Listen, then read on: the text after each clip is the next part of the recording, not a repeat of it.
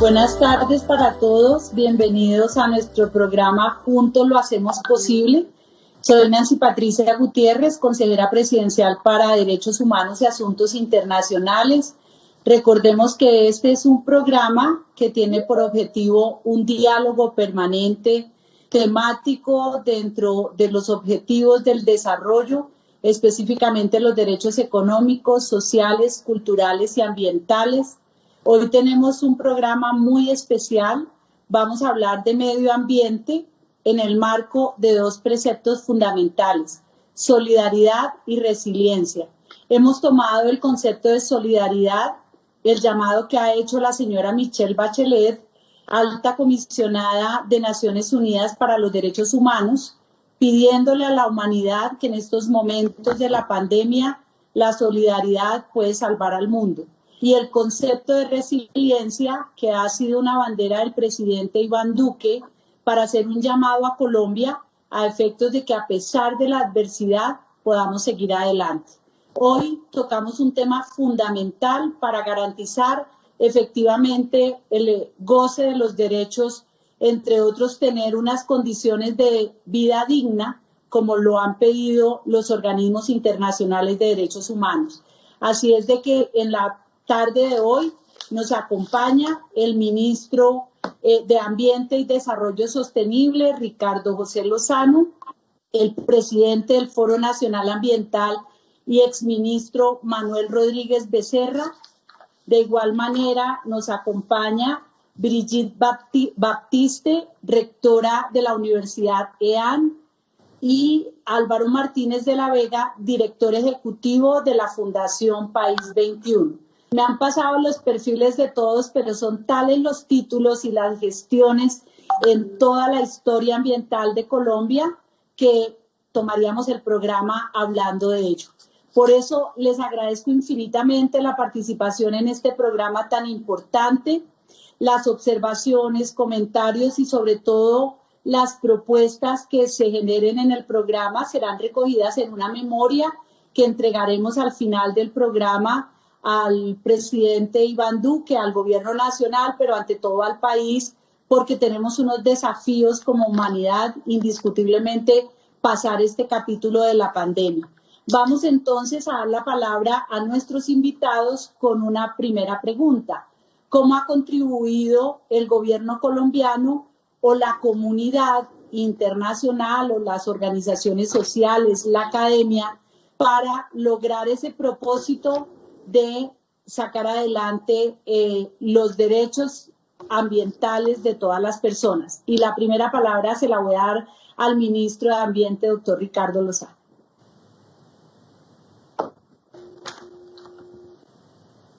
Muchísimas gracias, consejera. Un placer para mí compartir este panel tan importante, esta conversación fundamental que precisamente muchos de los invitados pues nos conocimos más a fondo en estas conversaciones con el presidente de la República. Así que un saludo muy especial, doctor Álvaro, doctor Manuel, doctora Brigitte, consejera, por este trabajo que venimos haciendo desde tiempo atrás, inclusive yo diría de manera mucho más estructurada y de manera mucho más participativa en lo que han sido las conversaciones nacionales, en donde han participado gran parte de la sociedad civil, por supuesto, y especialmente representado en el colectivo de jóvenes y en la academia, en donde de manera muy generosa la doctora Brigitte también nos ha prestado la sede de la Universidad EAN y a partir de ahí hemos venido construyendo poco a poco diferentes compromisos y yo quisiera resaltar ante todo frente a la pregunta consejera, y es el acuerdo de Escazú. Yo creo que vale la pena hablar de las bases de la política ambiental, porque casi siempre las dejamos de últimos y yo quisiera ponerlo de primero, y es el componente de participación efectiva, como usted lo acaba de decir, en la garantía de los derechos fundamentales de todos los colombianos, especialmente en lo que tiene que ver al acceso a la información para la toma de decisiones posteriormente a nivel de política ambiental, de política pública ambiental. Lo mismo frente a la participación efectiva, incluyente, abierta, suficiente en lo que significa, por supuesto, cualquier toma de decisión o cualquier política que nosotros tengamos para inclusive ordenar ambientalmente un territorio o para hacer el control o en la evaluación de cualquier solicitud frente a una licencia ambiental, etcétera. Y por supuesto todo el componente de justicia relacionado con asuntos ambientales. Allí está el componente de seguridad también para los defensores del medio ambiente y los defensores del medio ambiente también. Es decir, el acuerdo de Escazú, que era algo que desde el Ministerio de Ambiente veníamos también empujando para que fuera una realidad. El señor presidente de la República pues decidió, por supuesto, dentro de su integralidad, la firma y también más que la firma, la radicación en el Congreso de la República con un mensaje de urgencia también hacia los congresistas para la aprobación y la ratificación, y que ojalá que muy pronto, con que otro país lo radique, ya podemos entrar en vigor pues este acuerdo que, como lo dije, no solamente es para Colombia, para Latinoamérica y para la región, en donde se van a recoger las diferentes lecciones aprendidas desde nuestro territorio, especialmente lo que tiene que ver con justicia. Ahí también entraría la rama judicial, en la especialidad ambiental, también por parte de nuestros jueces frente a las decisiones que se tomen. En fin, creo que ese marco es vital. Nosotros, cuando comenzamos el ministerio, consejera, a mí me tocó manejar directamente, empecé a trabajar desde lo que hoy día es la ANLA, pero además yo hacía las consultas previas y participaba como apoyo, como garante a las consultas previas con las comunidades y pueblos étnicos frente a estas decisiones. Y en ese ejercicio, uno de los retos importantes que teníamos nosotros era traducir la información a ese lenguaje de las comunidades. Eso era algo que nosotros hacíamos. Eso se fue diluyendo, perdiendo, porque nuestra política, pues no teníamos realmente un instrumento, a pesar que ya tenemos la MIDA, que es precisamente esa mesa intersectorial de democracia ambiental, y que inclusive con el presidente Duque creamos los centros regionales de prevención de conflictos y de diálogo a partir de la información. Sí necesitamos ese marco también legal, inclusive internacional, para hacer mucho más efectivos estos derechos humanos relacionados con la participación. Por lo tanto, esto nos invita a nosotros, inclusive, a que el resto de decisiones que se tomen, como las que se están tomando hoy día en la reglamentación de la consulta previa y en general todos los instrumentos de participación, pues sean mucho más efectivos. Eso no quiere decir que por el hecho de no tenerla ratificada no lo estemos haciendo. Ahora, en este tema en el que vamos a hablar, que es el tema de los bosques, por supuesto, allí tenemos un ejercicio muy importante de lucha contra la deforestación, y por eso, no sé si más adelante vamos a hablar de ello, pero yo les ponía rápidamente esa gráfica, y era que gracias a los esfuerzos que se están haciendo, los dos pilares que estamos teniendo nosotros de los apoyos a los emprendimientos con las comunidades, el trabajo directo con las comunidades indígenas, campesinas de diferentes territorios, pues viene ya mostrando un resultado muy positivo, especialmente por hablar de un tema, en este caso la lucha contra la deforestación, que es el gráfico que ustedes ven, cómo a partir de 2018 empieza a bajar de manera contundente la deforestación, inclusive en la región amazónica o en departamentos que históricamente pues tienen este flagelo, como es el Caquetá o el mismo Guaviare, pero que empieza, cuando uno va a los territorios, empieza a sentir que ese empoderamiento se viene dando también en las comunidades, en apropiar los recursos, y el trabajo que estamos haciendo con Visión Amazonía, convocatorias para las comunidades indígenas, para las mujeres indígenas, el ejercicio también de incentivos a la conservación, acuerdos a la conservación. Ahí durante la pandemia. Por ejemplo, estamos avanzando en nuestra meta con la ministra del Interior. También no solamente somos nosotros, sino el resto de ministerios también en la mesa, en el diálogo permanente que se está haciendo en el Meta.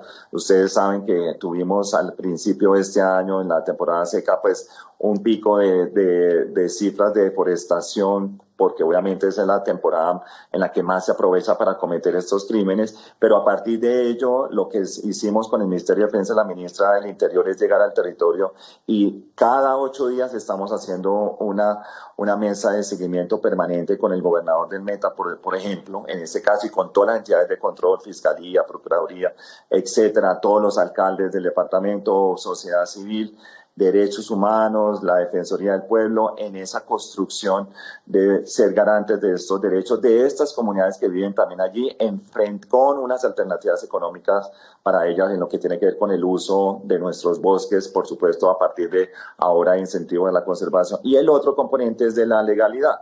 Por supuesto, la lucha contra actividades ilegales lo hacemos combatiendo la ilegalidad con proyectos legales, con la formalización también de actividades económicas, el programa Visión Amazonía, el Fondo de Colombia Sostenible, el JEF, toda esta inversión que están haciendo con PNUD, Reino Unido, Alemania, Noruega, Unión Europea, está enfocado directamente también en el ejercicio de fortalecimiento de esas capacidades para, inclusive con la Fiscalía, Procuraduría, para también combatir las actividades ilegales a partir también inclusive de un monitoreo que se hace de incremento de capacidades por parte del IDEAN y conocer mucho más lo que sucede. Rápidamente, es decir, que durante la pandemia, esto es lo que les hablaba del pico que tuvimos en febrero, pero si ustedes ven, ya actualmente tenemos es un valle, las alertas bajaron y necesitamos seguirlas manteniendo. Por eso tenemos una mesa, como ya lo dije, permanente cada 8 días reuniéndonos con las autoridades, especialmente departamento por departamento, para que esto siga avanzando de esta manera. Por supuesto, seguimos con las convocatorias para la vinculación de la propia comunidad, para la vinculación de los campesinos, de los indígenas, la convocatoria hacia, por ejemplo, el pilar de los pueblos étnicos del PIBA, también en la región amazónica ya se está dando, se abrió el 15 de marzo y ahorita se están evaluando con todos los pueblos indígenas esas sociedades que irían a implementar el proyecto, o el mismo Fondo de Colombia Sostenible con la activación de la línea étnica, que también ya estamos eligiendo la entidad implementadora que podría ser el Fondo Acción o el Fondo Patrimonio Natural. Y rápidamente decir algo, y es en otro de los componentes fuertes, resultado de estos ejercicios y estos diálogos, es que queremos que las comunidades indígenas, por ejemplo, sean entidades implementadoras. Ahora que estoy hablando de entidades implementadoras, es la primera vez que también el gobierno nacional le entrega esa facultad también a las propias comunidades que están organizadas. Las estamos ahora fortaleciendo en su capacidad para que, por ejemplo, lo que conocemos del Banco Mundial, el Banco Interamericano de Desarrollo, las mismas Naciones Unidas, ellas hagan las veces del administrador de los recursos y puedan acceder de manera directa pues todos estos beneficios que significa también la implementación de proyectos, consejero.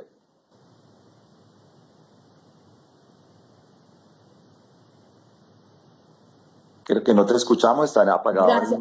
Okay. Sí, gracias, ministro, por su intervención. Vamos a oír a Brigitte desde la óptica académica y obviamente toda su trayectoria y experiencia sobre los compromisos que tiene Colombia como Estado para garantizar una vida digna y para garantizar el derecho a un ambiente sano. ¿Cuáles son las contribuciones que hace la academia y la sociedad civil para efectos de contribuir a este propósito nacional? Consejera, muchísimas gracias y por la invitación, y a mis colegas, señor ministro, Manuel, a todos los que nos están siguiendo en este webinar. Yo creo que las universidades y en general toda la academia tiene que ser muchísimo más conspicua, tiene que hacer un esfuerzo mucho más grande para ser incidente en la distribución del bienestar de todas estas actividades que bien señala el ministro, están fortaleciéndose desde los procesos de cooperación y de política pública.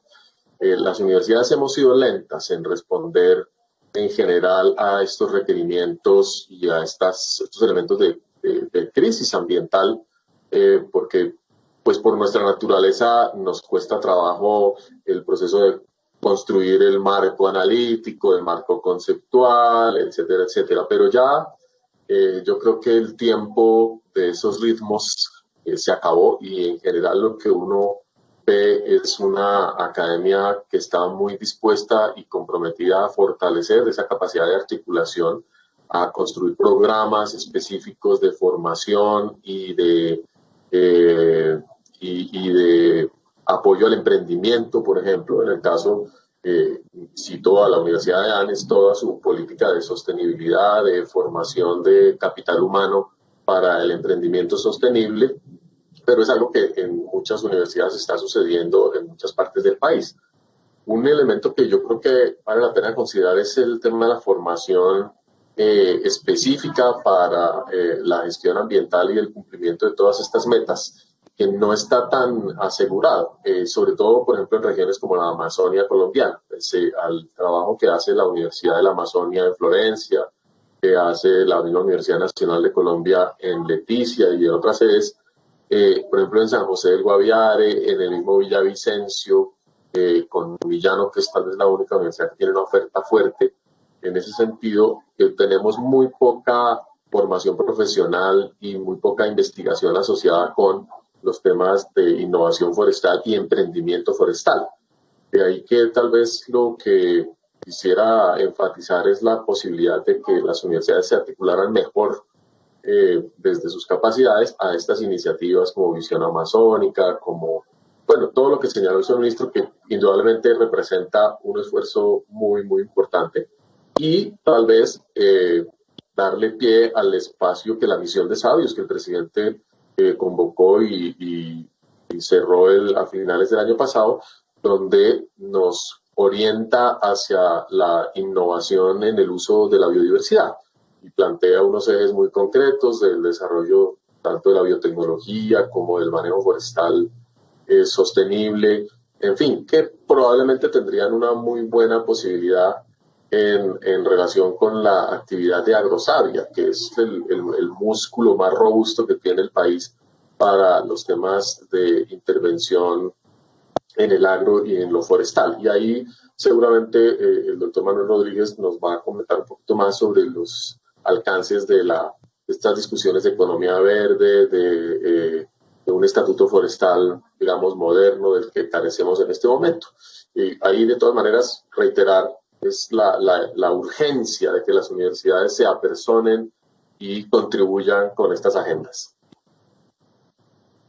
Mil gracias, Brigitte. Bueno, la semana pasada estuvimos hablando de ciencia, tecnología e innovación, porque tuvimos el análisis de uno de los DESCA, Educación, y nos acompañó el vicerrector de la Universidad de la Amazonia y hablamos de los temas de innovación y de todo el tema de la misión de sabios. Y yo creo que van ligados unos y otros temas. Pero bueno, el doctor Álvaro Martínez de la Vega, director ejecutivo de la Fundación País 21, muy importante también la visión de las organizaciones sociales para analizar lo que ha venido pasando en Colombia frente al cumplimiento de ese propósito del derecho a un ambiente sano y de una vida digna. Gracias, consejera. Un saludo, ministro. Brigitte, doctor Manuel, un placer para mí saludarlos. Y bueno, creo que primero parto por decir que la sociedad civil y las organizaciones, digamos, en el contexto de la lógica, nadie quiere sino prosperar. Es decir, que las organizaciones buscan siempre estar y vivir mejor. Ese es parte de un derecho humano adquirido, ¿sí?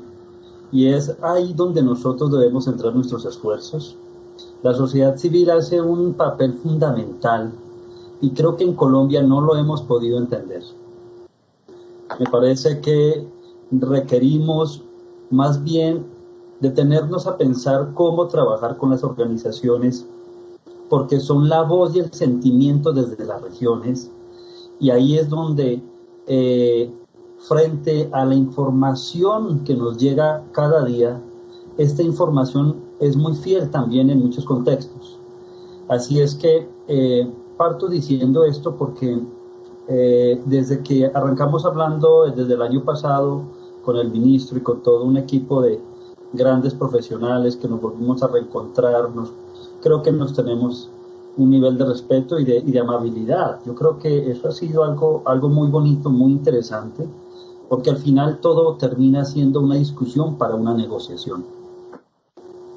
Y bueno, en cuanto a lo de, bueno, digamos que los resquemores que pueden haber en relación con los recursos naturales en Colombia, pues son los mismos que están enfrentando muchos países en el mundo. Hay unos retos muy importantes y creo que se han dado pasos significativos. Me parece que el actual gobierno ha hecho algo plausible y es entrar a hablar, a dialogar. Es decir, consejera, ese es un gran paso, porque uno no puede entrar a un acuerdo con alguien si uno no dialoga, pero paralelo a eso hay que ir avanzando en las propuestas que se construyen conjuntamente.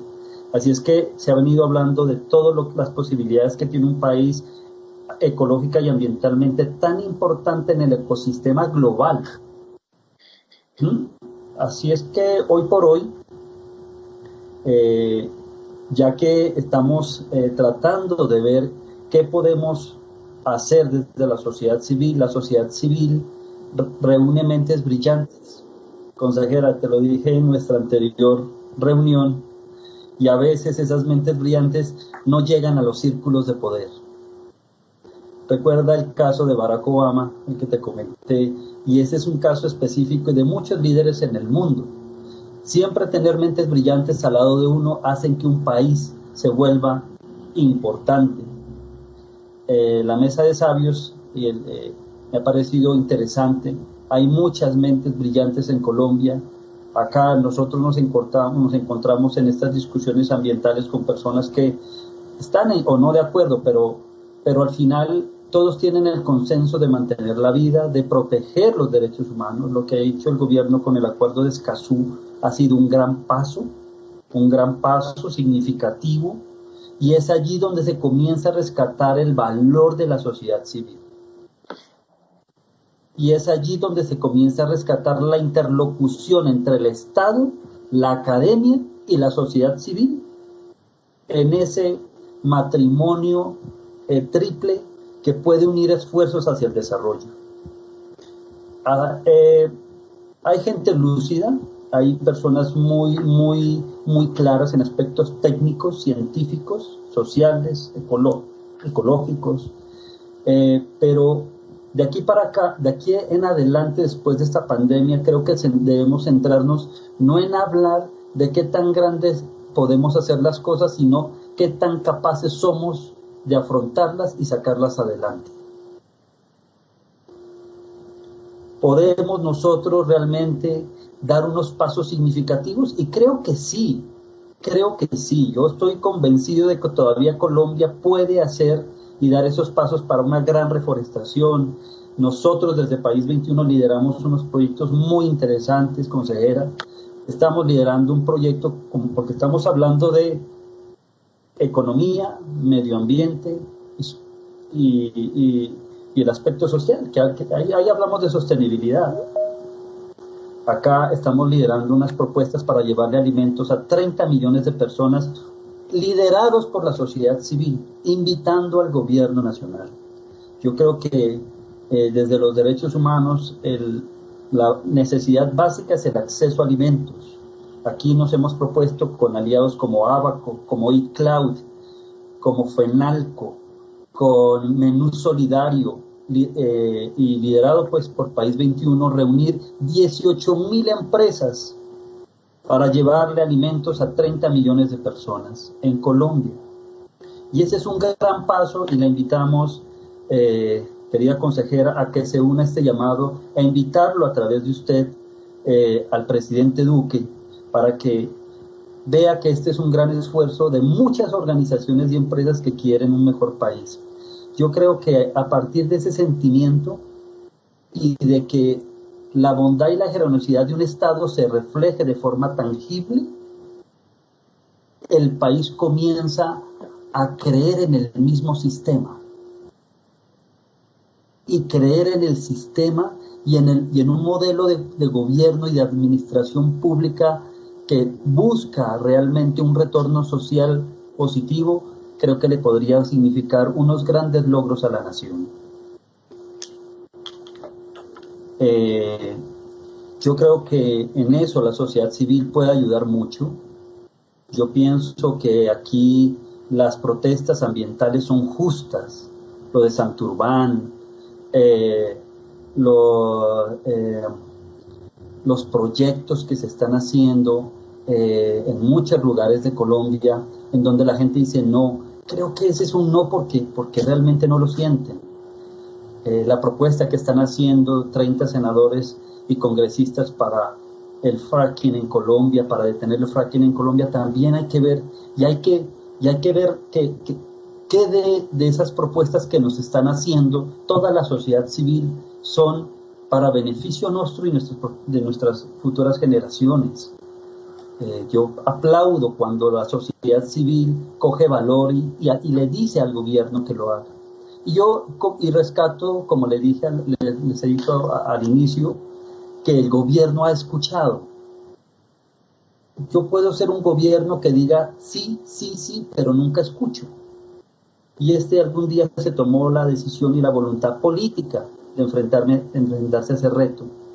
Y es ahí donde quiero invitarlo al gobierno nacional y al presidente Duque y a la vicepresidenta, a quien le mando un especial saludo, a que no dejen caer esa conversación nacional, y a ti, ministro, y Brigitte, por supuesto, porque ahora que nos ve todo el país, creo que es de hacer grandes cosas, hacerlas tangibles y no dejarlas en el escritorio. Eso se hizo con Escazú. Mire que sí se puede. Eso es como para cerrar de lo que puede hacer la sociedad civil. Gracias. Gracias, Álvaro. Gracias por esa intervención. Se me adelantó un poco a lo que viene el segundo punto, que es la conversación nacional, la conversación social. Pero vamos a oír al exministro, autoridad en materia ambiental, parte del Foro Nacional Ambiental, el doctor Manuel Rodríguez Becerra, para que nos dé también el concepto general desde la óptica del derecho al ambiente sano, desde la óptica del derecho a una vida digna. Gracias, Nancy Patricia, y un saludo a todos los interlocutores del día de hoy. Bueno, básicamente ya las personas que han intervenido antes de mí le han dado mucha importancia y han señalado la enorme importancia que tiene el Acuerdo de Escazú. Pero hay que recordar que en Colombia la Constitución del 91 pues básicamente fue una constitución que, de acuerdo a la séptima papeleta, se montó sobre dos ejes, ¿no? Todos los derechos, un Estado de derecho social, pero también un Estado montado sobre la democracia participativa. Y yo quisiera decir que después de que aprobáramos una constitución que le da tanta importancia a la participación, que es absolutamente fundamental para la defensa del medio ambiente sano, pues yo creo que el Estado colombiano en general ha estado atrás de la gran constitución que se aprobó en el año 1991 en lo que hace referencia a la participación. Por eso la aprobación del acuerdo, la ratificación por este gobierno del acuerdo de Escazú, el que lo haya firmado y que esté en proceso de ratificación, es de la mayor importancia, porque hay que recordar que Colombia se resistió al tema del acuerdo de Escazú durante varios años, que es una paradoja, porque si tenemos una constitución que tiene como uno de sus fundamentos la democracia participativa, era muy difícil entender por qué Colombia no firmaba el acuerdo de Escazú. Este gobierno lo hizo y merece un reconocimiento, pero ahora de nuevo el gran reto es cómo ese acuerdo de Escazú se va a expresar en la práctica.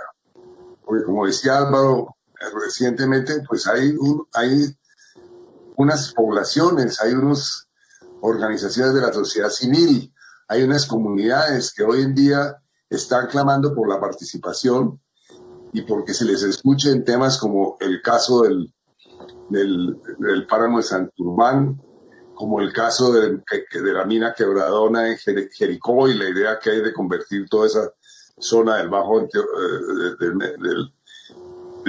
Cauca antioqueño como una zona minera, y hay un gran desacuerdo de las comunidades y de muchos grupos de Antioquia en eso. También está el tema del fracking, en fin. Y claro, vamos a ver en qué forma se expresa esos sentimientos populares, si es que el acuerdo de Escazú va a servirnos o no para examinar mediante procesos de participación esos casos. Yo creo que esos casos van a marcar el futuro de la participación en Colombia en buena parte. Así que el gobierno del presidente Duque, pues con los cuales todos estamos muy reconocidos de que se haya firmado y se proponga ratificar el acuerdo, pero tiene, digamos, por decirlo así, una prueba ácida bastante dura en el futuro. Menciono 3 casos, pero hay otros casos, por ejemplo, relacionados con la Sabana de Bogotá, que son muy complejos y están aquí en nuestro vecindario, de que varias comunidades y varios grupos están manifestando su desacuerdo con decisiones que tienen que ver con la ecuación del río Bogotá, de sus afluentes, por parte del gobierno, y lo mismo que tiene que ver con carreteras que se piensan construir en la sabana. Entonces, creo que ahí el gobierno tiene un reto formidable, este gobierno, porque yo creo que estamos en un momento muy crucial de que el país claramente defina en qué medida tienen las comunidades, los municipios, las comunidades que viven en ellos, en qué medida, hasta dónde va su derecho a definir su destino, y no que su destino se defina desde Bogotá.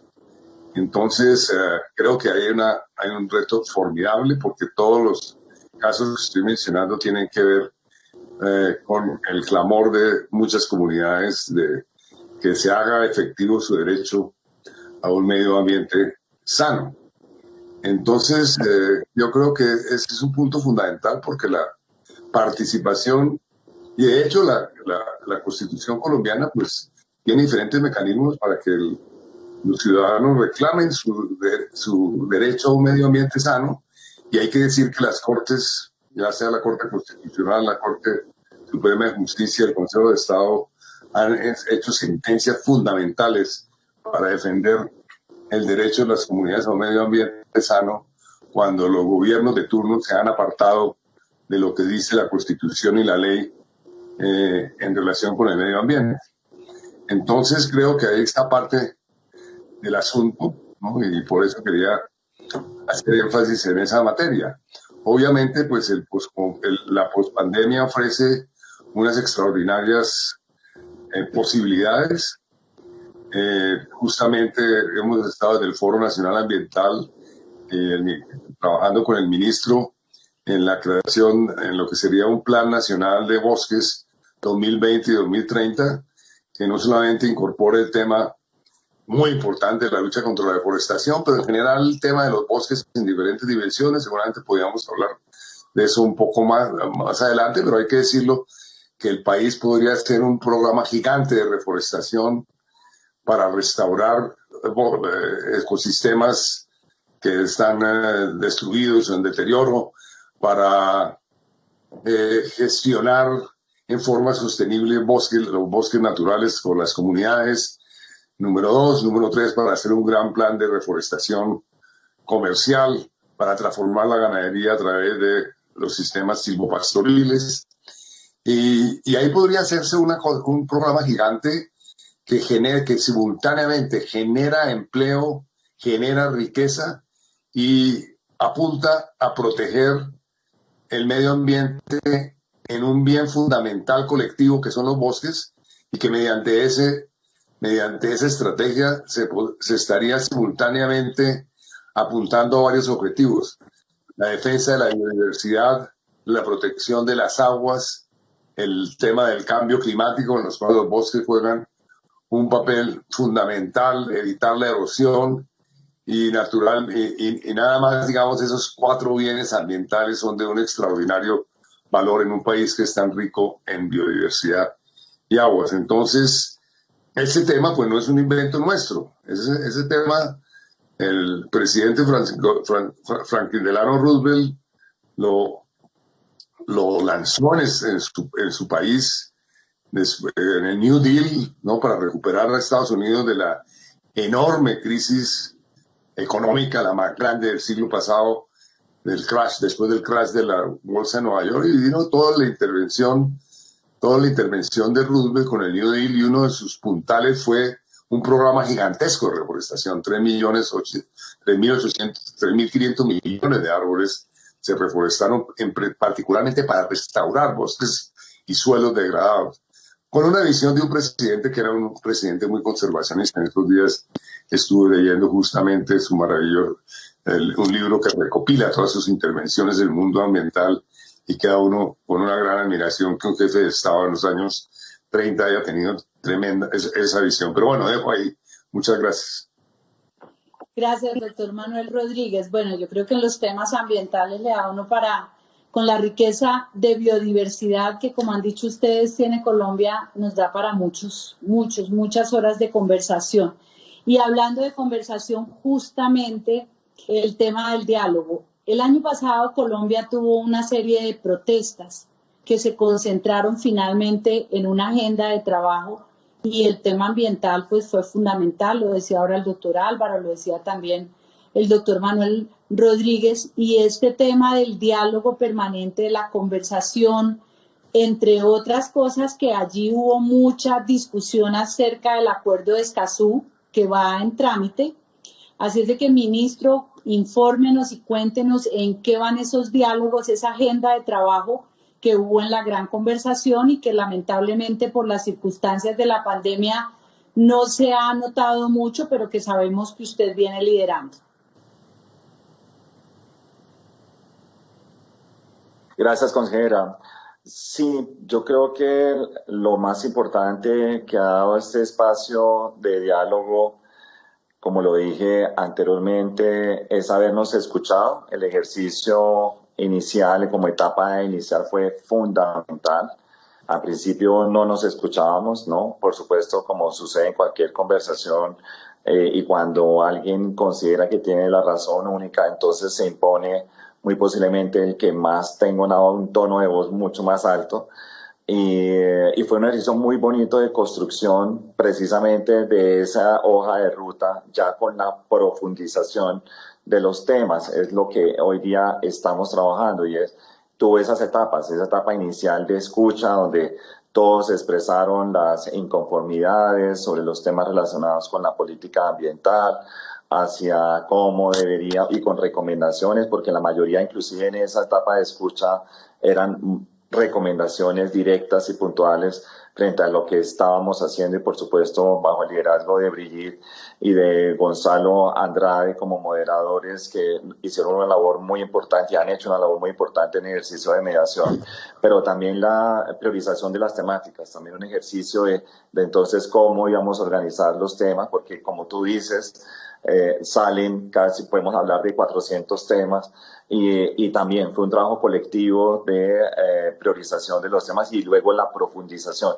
porque luego, como lo dije anteriormente, que yo toqué rápidamente uno que fue el ejercicio de participación, pues por supuesto esto integra y permea al resto de temas que existen sobre la agenda. Han sido más de siete reuniones de diálogo que hemos tenido, no solamente en Bogotá, por supuesto también lo hemos hecho en Bucaramanga, en Pereira, en Medellín, directamente con el señor presidente de la República, porque hemos ido también a las regiones. Yo creo que el reto más importante, pues como lo dijo Álvaro también y Manuel y Brigitte, es el tema local, es el tema territorial, algo que hemos también insistido desde el principio cuando llegamos, y es que uno de los vacíos grandes que yo creo que tiene la política nacional ambiental es la que no tenemos o no usamos ese principio de especificidad en cada uno de los territorios con unas condiciones y unas culturas completamente diferentes al otro municipio, ¿no? Es decir, es muy diferente la manera o la forma, inclusive los temas con que tú los abordas desde la cultura, porque es desde ahí donde realmente se debe entender al otro, ¿no? Es decir, sus necesidades, su cosmogonía, ¿no? Su modo de vida y cómo contempla la vida, que es muy diferente la una a la otra, con inclusive lenguajes muy diferentes. Entonces, el ejercicio de llegar al territorio también va a ser vital y seguirá siendo vital.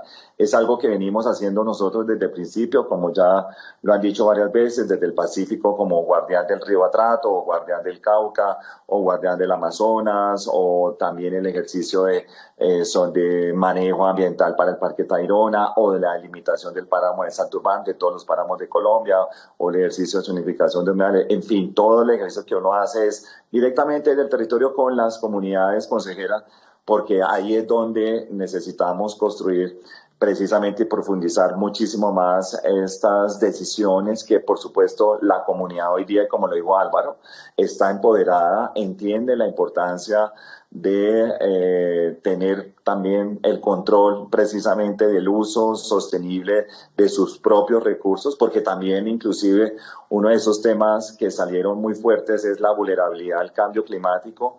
Por eso la necesidad que también se cruza en otro tema importantísimo de el fortalecimiento financiero para invertir en las necesidades. También ahora otro que el doctor Manuel Rodríguez sobre todo insiste en ese tema, y es que dónde están los recursos también para poder nosotros cumplir con esas grandes metas, pero algo importante también la participación sectorial sobre lo que significa esa transición energética en la que también estuvo el Ministerio de Minas y Energía, y la ministra en su momento, María Fernanda, nos contaba a todos cómo ella lo estaba pensando, cómo lo están pensando los otros frente a estas necesidades que se tienen como país, esa transición energética también que viene inclusive a complementar el escenario en el que estamos enmarcando todo el ejercicio, y por supuesto, como lo dijo Manuel, frente a la forestería comunitaria y frente a la cadena de valor que tienen hoy día los bosques, es algo que hoy día empieza en el ejercicio de prioridades a subir con gran fortaleza el desarrollo rural,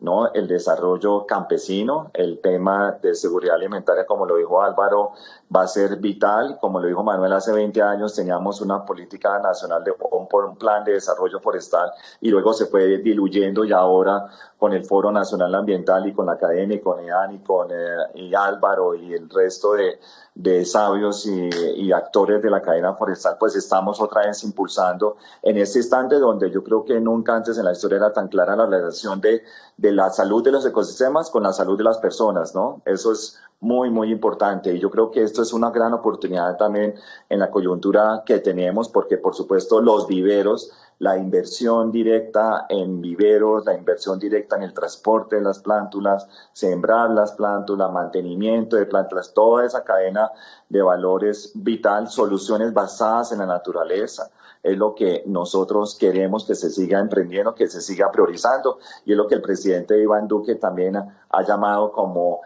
el reinicio verde, o el reinicio basado en la sostenibilidad, en las soluciones en las que lo que viene es a fortalecer mucho más la restauración. Ustedes saben la gran meta que tenemos de 300.000 hectáreas restauradas en el país. De ahí nacen, de esas 300.000, donde se recupera la estructura ecológica de los suelos, su funcionalidad. Pues mínimo uno debe sembrar aproximadamente 600 árboles, por lo tanto eso nos da la meta de los 180 millones de árboles nativos, que vamos avanzando en ella. Llevamos 35 millones, queríamos llegar a 50 este año, ya se está participando en eso. Yo también quiero decirle que no nos hemos quedado quietos, que siguen las corporaciones autónomas regionales, sigue el sector privado invirtiendo, inclusive como existen las compensaciones, ahí queremos seguirla fortaleciendo. Allí se siguen haciendo, Corpuraval lo está haciendo, la CBC lo está haciendo. Estamos nuevamente retomando el ejercicio, como lo dice Manuel, como la base para tener una política forestal nacional integral en la necesidad de reconocer los errores que se cometieron en el pasado, pero también, por supuesto, mostrar los ejemplos que sí han sido exitosos en muchos de los territorios, sobre todo en la restauración de los bienes y servicios ambientales en cada una de las veredas, en cada una de las cuencas del país. Gracias, ministro. Bueno, vamos a seguir en el mismo tema de la conversación, de los temas pendientes en esa conversación, pero también de los logros, indiscutiblemente. Brigitte.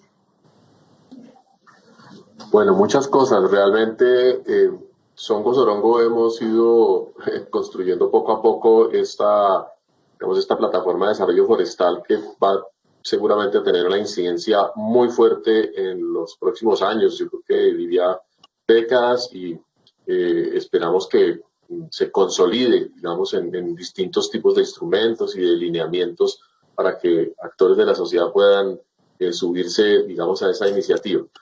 Creo que el trabajo que se está haciendo con comunidades es muy importante porque el vínculo con las organizaciones de sociedad civil, con asociaciones de productores, con organizaciones indígenas y obviamente con el sector privado va a ser muy importante para el cuidado de esos millones de árboles que se siembren en el caso de la reforestación y la restauración, para que el tiempo que toma el crecimiento de los árboles sea un tiempo en el que podemos garantizar que esa economía verde que se está instaurando tenga los resultados adecuados. Entonces necesitamos generar muchas capacidades dentro del país para hacer eso, generar plataformas que conecten a los productores con los usuarios de la reforestación o de la regeneración, poner a todo el mundo a contribuir con ello, a calcular su huella de carbono, por ejemplo, a generar mejores patrones de consumo. Uno de los elementos importantes que está liderando la Cancillería y el gobierno actual, y el señor ministro ha estado liderando también, es la participación de Colombia en la COP, tanto de cambio climático como la de biodiversidad, que han sido aplazadas por razón de la pandemia, pero que están estructurando la visión de las metas 2030, en la medida en que los ODS ya nos dan un lineamiento novedoso, en que se han cumplido unos ciclos de la cooperación internacional.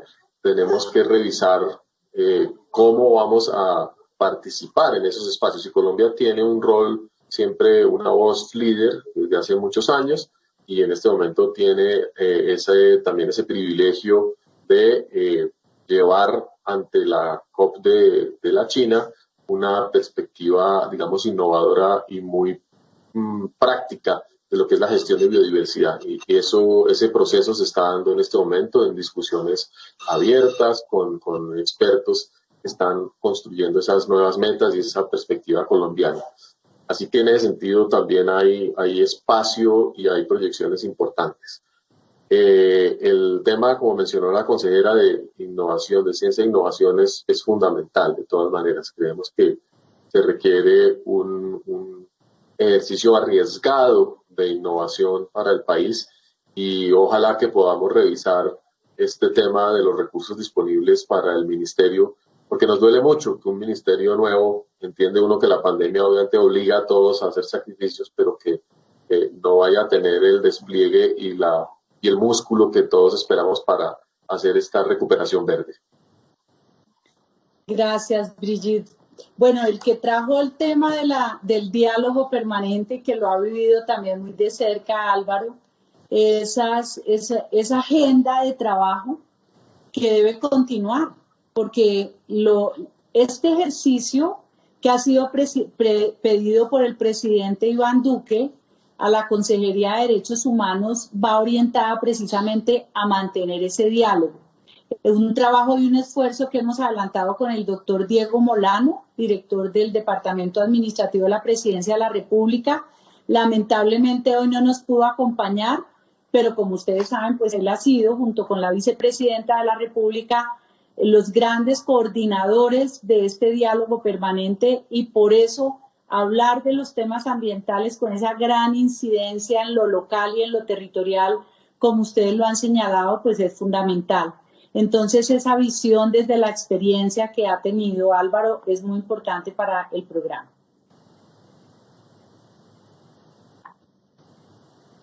El micrófono.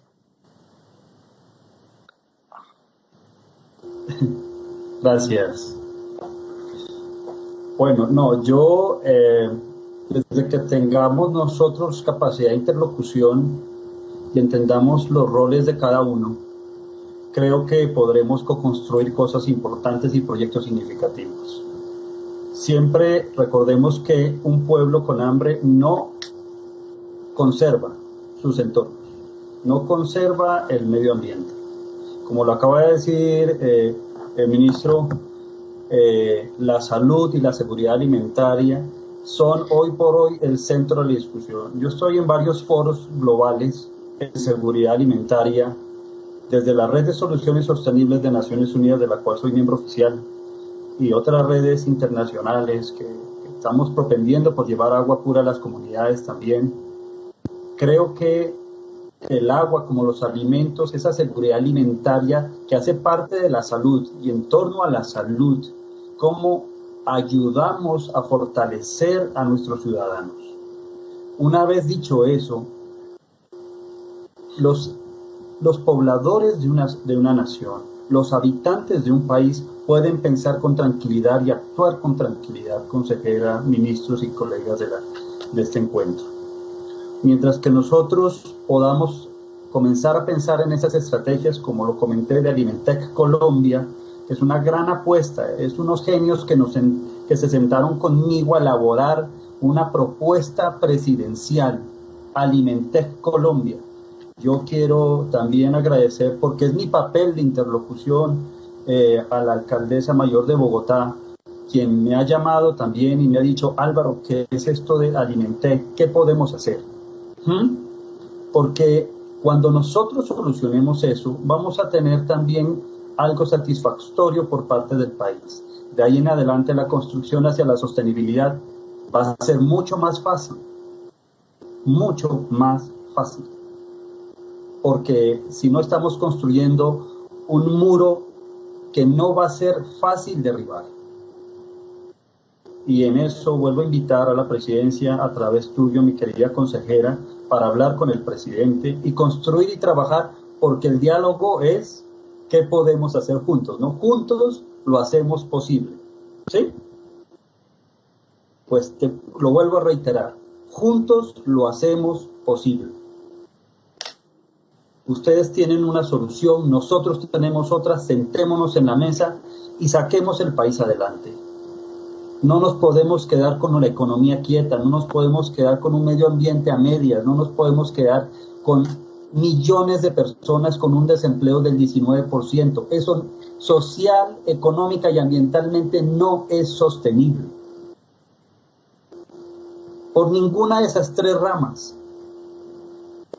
Así es que tenemos que enfrentar un problema grave, pero creo que hay los recursos y la capacidad financiera y económica de la nación, como lo están haciendo otros países, y que hay otros países que nos quieren ayudar. Y es allí donde yo quiero simplemente felicitar a todos ellos que le siguen en estas locuras de estos que planteamos cosas extraordinarias, que a veces uno piensa que no lo van a escuchar, pero creo que los bancos de alimentos me han hecho caso, están subidos en esto, están todas las empresas afiliadas de FENALCO ya con nosotros, están la red de menú solidario con nosotros, están ACODRES, la red nacional de restaurantes, y subidos para darles alimentos al país. Así es que yo hago un lanzamiento oficial de esta plataforma e invito al presidente para que se una con nosotros. Te invito a ti, ministro, tú que bien lo has puesto sobre la mesa en discusión, a ti, doctor Manuel, Brigitte, a todos aquellos que nos están escuchando desde la sociedad civil, para poder enfrentar un reto muy, muy difícil. Ahora estamos encerrados. Creo que el encierro es un muro de contención, pero esto algún día se va a abrir. Hay que actuar antes. Y es ahí donde los derechos humanos, querida consejera, sí, deben llegar primero a las casas. En este momento hay que llegar a los hogares. Con los derechos humanos, con la responsabilidad tan grande de los derechos humanos, tenemos que entrar a las puertas, a las casas de los ciudadanos y decirles como Estado, aquí estamos. ¿Sí? No es virtual. La virtualidad se apaga cuando tú cierras el computador o cuelgas tu celular. Pero la vida continúa. Así es que yo creo que en términos de medio ambiente podríamos, como bien lo planteó al principio, querida consejera, podríamos quedarnos toda la tarde. Pero creo que hay que enfocarnos en 3 temas fundamentales. Me parece importantísimo lo de la estrategia forestal, ministro. Algún día me la comentaste, yo no he podido conocerla honestamente. Me gustaría conocerla, en qué está. Soy ingeniero agroforestal, de paso. Te puedo dar algunos tips. Yo creo que lo hablamos tú y yo. Recuerda que una buena imagen internacional puede traer recursos impresionantes. Lo he visto de científicos colombianos en el exterior que se van de Colombia y por una idea muy, muy promisoria han podido sentar grandes inversiones hacia la sostenibilidad. Así es que en el entorno de la solidaridad, de la resiliencia, pues lo único que nos toca es hacer que las cosas sean posibles y hacerlas juntos, ¿no? Gracias, Álvaro. Muchas ideas me han quedado de esto. Con mucho gusto estaremos pues con el doctor Ricardo Lozano, ministro, llevándole este mensaje al presidente. Precisamente tenemos pendiente el derecho a la seguridad alimentaria. Lo estamos trabajando de la mano con la primera dama de la nación, con el Ministerio de Agricultura, y su concepto y trabajo al respecto será muy valioso para el programa. Esperamos que sea la próxima semana. Por ahora les voy a decir que es el programa en el que hemos recibido más preguntas del público. Tenemos en el último segmento, los últimos 6 minutos que nos quedan para hablar de la estrategia forestal. Sin embargo, voy a tratar de pasarles unas preguntas del público y que terminen conectando con la estrategia forestal, que sin lugar a dudas es una bandera de Ricardo. Pregunta Sergio, ¿cómo conciliar la necesidad de usar la tierra para procesos industriales, agrícolas o ganaderos sin tener que recurrir a la deforestación? Y se la paso al doctor Manuel Rodríguez. Pues la respuesta es muy sencilla. En Colombia hay un exceso de tierras abiertas para la agricultura y para la ganadería. No se requiere tumbar una hectárea más. Hay 34 millones de hectáreas dedicadas a la ganadería y una buena parte de esa ganadería es muy extraordinariamente ineficiente.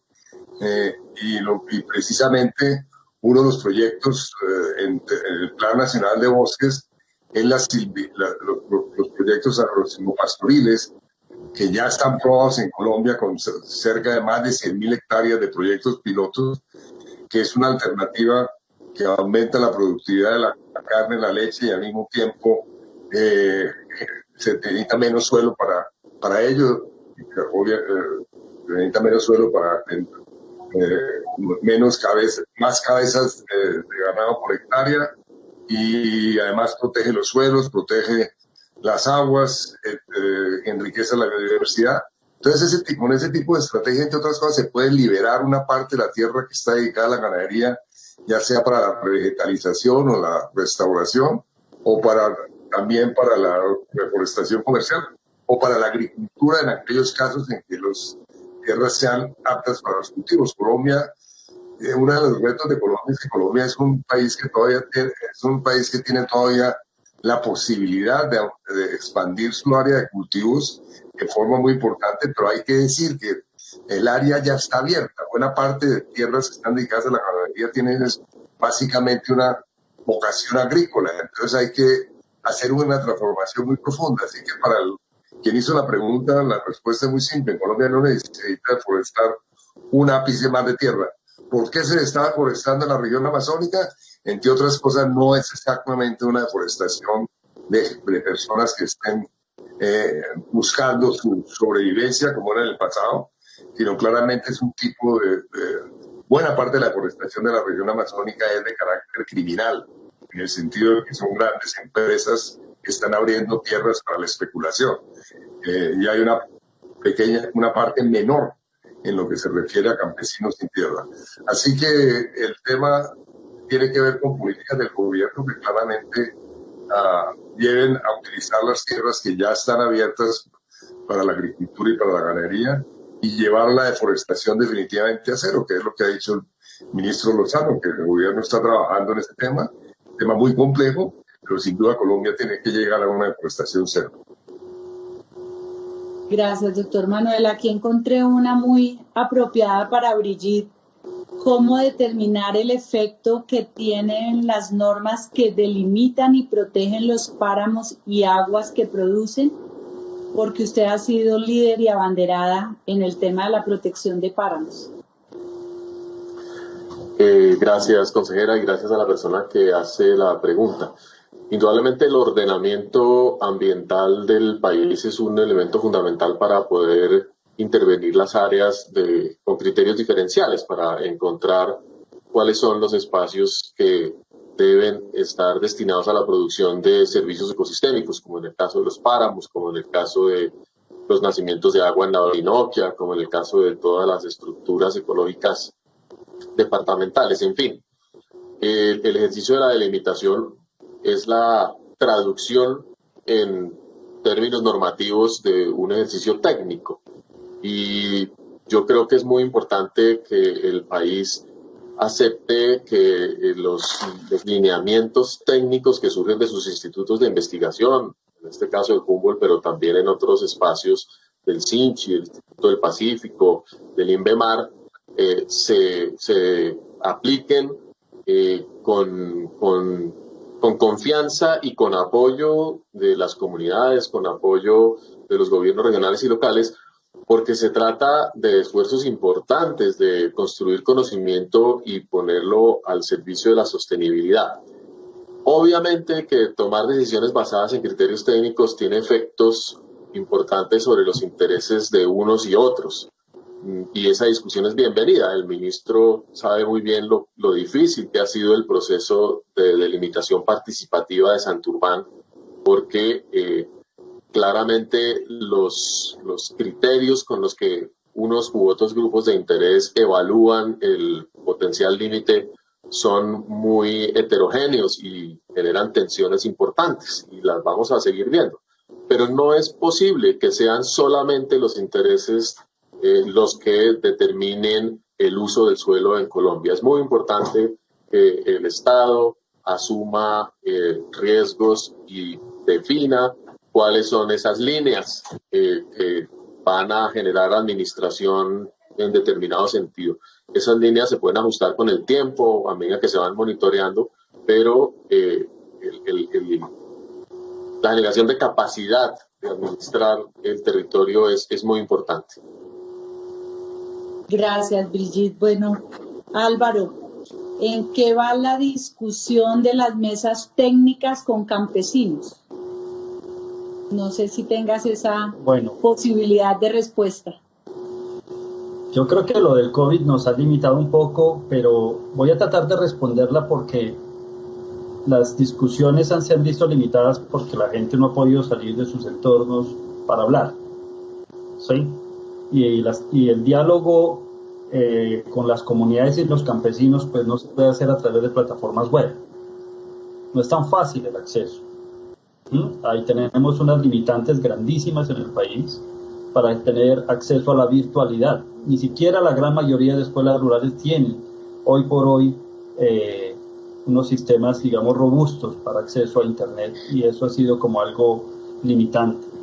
Yo lo que pienso más bien en relación con esa pregunta, y gracias, consejera, por hacérmela, es que debe haber un espacio para transmitir ese tipo de iniciativas a nivel nacional. Debe haber un capítulo, porque nuestros agricultores en las zonas rurales son aquellos que nos han permitido frente a la pandemia, y hoy se ha reconocido globalmente, son aquellos que, trabajando frente a un virus tan mortal, nos han llevado el alimento a nuestras casas.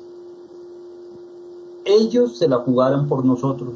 La pregunta que yo podría, si la forma como yo podría responder es, ¿nosotros qué vamos a hacer ahora por ellos?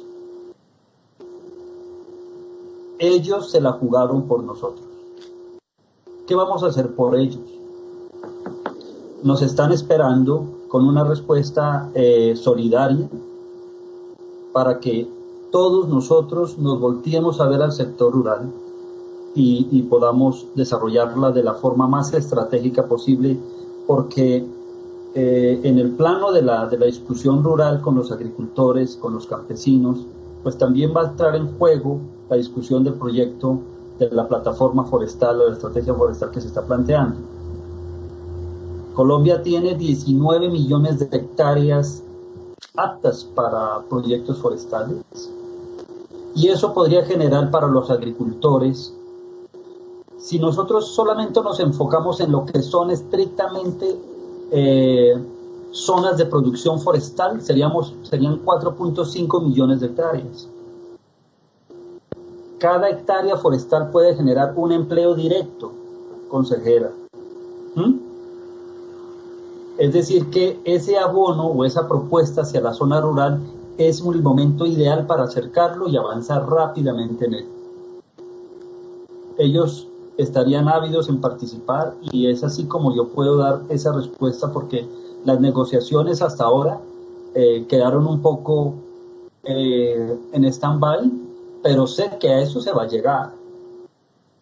A eso se va a llegar. Se tiene que llegar. Si no se llega a eso, pues habría un escenario un poco más complejo, por no decirlo caótico.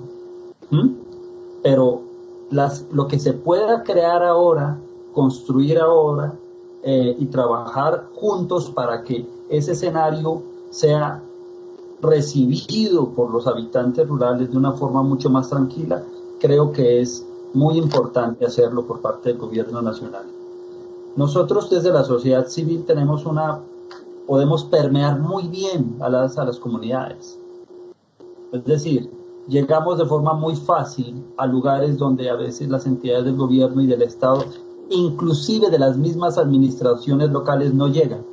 Yo lo he vivido cuando he hecho ayuda humanitaria, y he visto cómo cuando llevamos sistemas de purificación de agua a las comunidades, y lo hacemos a través de un programa que se llama Cohumanitas, llegamos con la Cohumanitas allá y nos dicen: Álvaro, qué bueno que llegó usted con País 21, ni siquiera el alcalde nos conoce, y salen 10 muchachitos, 10 niños de una escuela rural. Dice, aquí hacía 5 años no había venido un alcalde. Es allí donde yo puedo decir que frente a la conversación nacional, si era un punto álgido, yo creo que valga la pena, ahora que hay una gran audiencia y que estamos aquí sentados, decirle, debemos trabajar para que ese momento que tal vez no queremos desear que pase, en una necesidad de tantas que hay en Colombia, pueda ocasionarnos, digamos, como situaciones difíciles para la nación. Así es que las soluciones están, los recursos están, las inteligencias están, los propósitos deben ponerse sobre la mesa. Dialogar, hablar y sacar adelante. Y acciones. Y como alguna vez me dijo la vicepresidenta, Álvaro, hagámoslo en grande. O sea, entonces yo retomo lo que hablé con ella en una invitación que nos hizo hace como 4 meses, antes de la pandemia. Hagamos cosas en grande. El presidente quiere hacer cosas importantes para el país, pues es el momento de realmente subirse en ese barco y demostrar el tamaño de las soluciones que necesitamos para la nación. Gracias, Álvaro. Bueno, hemos llegado al final. Vamos a pedirle al ministro que nos cierre con el tema puntual de todo el tema que tiene que ver con la estrategia forestal. Y le digo, ministro, me han llegado preguntas que tienen que ver con minería ilegal, frontera agropecuaria, servicios ambientales, turismo ambiental en parques, incorporación de las comunidades en los temas de reforestación, participación de pueblos indígenas en reforestación, los límites a los grupos ilícitos en la deforestación. Entonces, pues aunque no logramos abarcar toda esta temática, sí en una presentación general sobre el tema de la reforestación, ministra. Gracias, consejera. Sí, como usted bien lo dice, tenemos muy poco tiempo, pero antes que todo, porque sé que estamos terminando, quiero darle las gracias pues, a todos los asistentes a estas conversaciones, que son muchísimos, y vale la pena decirlo, a todos los representantes campesinos de las juntas de acción comunal, muchísimas gracias por enriquecer estas conversaciones, representantes de grupos técnicos, periodistas, comunidad en general, toda la comunidad interesada puede conectarse directamente, se ha conectado y puede, por supuesto, seguirse conectando con estas conversaciones, grupos ambientalistas, influenciadores, representantes de ONG nacionales e internacionales, WWF, PNUD, Pantera, WCS, movimientos juveniles, la Espero Verde, Red de Joven de Ambiente, Red Nacional de Jóvenes Políticos, académicos, congresistas que promueven causas ambientales, instituciones del SINA, CARS, Institutos de Investigación, Parques Nacionales Naturales, la ALNA, empresarios, organizadores de recicladores, estudiantes, líderes regionales en temáticas relacionadas y campesinas a la limitación de páramo, promotores de la educación ambiental, veedores ciudadanos, líderes de negocios verdes sostenibles, en fin, toda Colombia participando de estas conversaciones, y todo esto que estamos hablando ha salido de allí. Y como lo dije anteriormente, una de esas prioridades en este momento de pandemia frente a realmente cuál es la reactivación de Colombia, el presidente Duque ha querido que se elaboren dos políticas. Una es precisamente ese reinicio verde, ese reinicio y la reactivación económica del país basado en soluciones de la naturaleza, en donde allí vamos a tener un capítulo muy importante precisamente de economía forestal, en donde ya inclusive se ha pensado en la destinación de 144.000 millones de pesos para esta reactivación de la economía forestal en el país, para que quede establecido en el COMPES como una de esas prioridades que inclusive forma parte del fortalecimiento de esa gran meta de los 180 millones de árboles nativos, pero sobre todo la restauración, como ya lo dijo Brigitte, de la estructura ecológica y de la funcionalidad de nuestros suelos. Y también está el COMPES de lucha contra la deforestación, que también les cuento que se está también diseñando en este instante, se está construyendo, y con mucho gusto a partir de estos foros también inclusive de la Universidad Distrital, con el doctor Orozco y con el resto de universidades podemos seguirlo divulgando, contándoles. Por supuesto, Álvaro, tú eres uno de los protagonistas más importantes. Con Manuel, a partir del Foro Nacional Ambiental, también lo estamos construyendo, inclusive desde los productores de la biomasa, desde los viveristas, desde los implementadores ejecutores, los que hacen mantenimiento de estas siembras en diferentes áreas del país, inclusive, como ya lo dije anteriormente, la firma de acuerdos que estamos haciendo a partir, inclusive la pregunta que tú hacías con los campesinos, Nancy Patricia, tiene que ver con todo el trabajo que estamos haciendo agroambiental, con proyectos silvopastoriles, agroforestales, en alianzas productivas con nuestros campesinos, en la región amazónica, por ejemplo, ya tenemos incentivos a la conservación de nuestros bosques que ya se están pagando, inclusive con el Banco Agrario, que ya se están ejecutando con los campesinos de esta región en cuanto a la conservación y protección de sus bosques, también en el fortalecimiento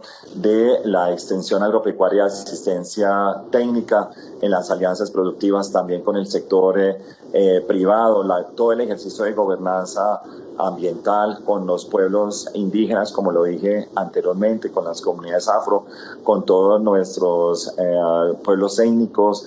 Las convocatorias que nombré anteriormente van dirigidas a todo ello. Todo esto nos sirve a nosotros también para fortalecer inclusive actividades del turismo en la naturaleza, que es algo que también venimos promocionando con Parques Nacionales Naturales, que ahora con la protocolo de bioseguridad esperamos que la gente pueda seguir disfrutando de una manera pasiva y contemplativa nuestra naturaleza, y también el ejercicio que se está haciendo a nivel de ordenamiento territorial, que como hablaban de la frontera agropecuaria, por supuesto lo que queremos es el mejoramiento de los suelos y tierras y los pactos de cero deforestación con el sector privado, que también hoy día están avanzando y que esperamos que se siga multiplicando a todo el país. Pero como lo dije anteriormente, creo que tenemos suficientes lecciones aprendidas y ya eso nos está permitiendo a todos construir estas dos políticas, tanto el COMPES de lucha contra la deforestación, que recoge todos estos trabajos que estamos haciendo, y por supuesto el COMPES y la política de reactivación económica para Colombia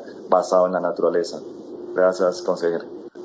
Bueno, mil gracias. Gracias a todas las personas que nos han seguido a través de las redes sociales de la Presidencia de la República, a Brigitte, a Álvaro, a Manuel, a Ricardo por la participación. Ustedes son autoridades ambientales de Colombia y ha sido un extraordinario programa lleno de riqueza, así como nuestra biodiversidad. Mil gracias. Esperamos al público que nos acompañe el próximo martes para hablar del derecho al trabajo. Una buena tarde. Gracias. Gracias. Gracias. Chao. Muchas gracias. Gracias.